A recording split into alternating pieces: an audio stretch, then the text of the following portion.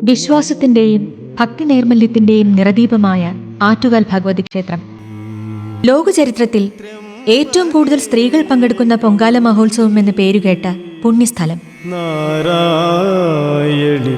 നമോസ്തുതേ. അന്നം പ്രതീകമാക്കി അഗ്നിശുദ്ധയായ ശക്തിക്ക് മുമ്പിൽ ആത്മസമർപ്പണം നടത്തി ദേവതകളായിത്തീരുന്ന സ്ത്രീ മനസ്സുകളുടെ ശബരിമല. ശരണമകം.